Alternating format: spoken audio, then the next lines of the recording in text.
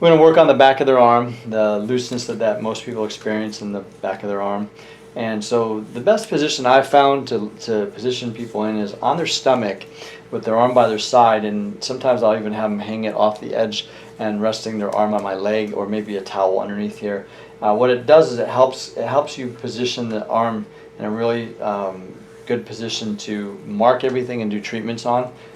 So what I'll do when in this position, I'll kind of squeeze the arm and see where the thickest areas of fat are and how I can squeeze it together.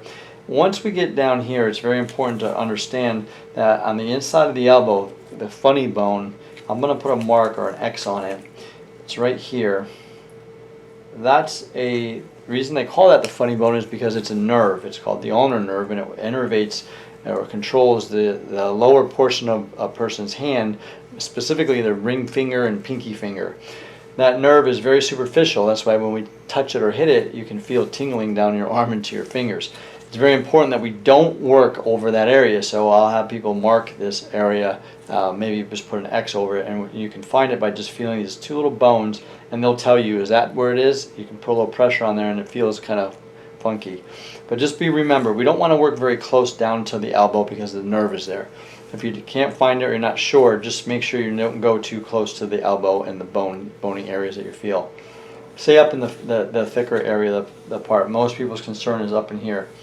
When I'm laying this out, I'm going to put my ruler just in the center of the forearm, the center of the arm, and kind of squeeze it up and kind of get a sense of where the center is. That's it for me, and I literally will just mark this area with my ruler. And again, I'm just tracing the edges of the ruler, which are 1.5 inches, and then I have my little marks every 1.5 inches, and I just create my boxes. And so this will give us 4 shots. And I'm not going to want to come much further down here. I might be able to get away with an extra shot down in that bottom part, but I'm getting closer down to where that nerve is, and I want to stay somewhat away from that. Gives me 5.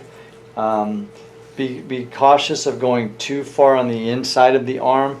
That's why I usually like to position the center, mark the center first, and then it gives me one more possible shot over on the inside of the forearm, inside of the arm here, and then I can go on the outside, and I might lay it out like this.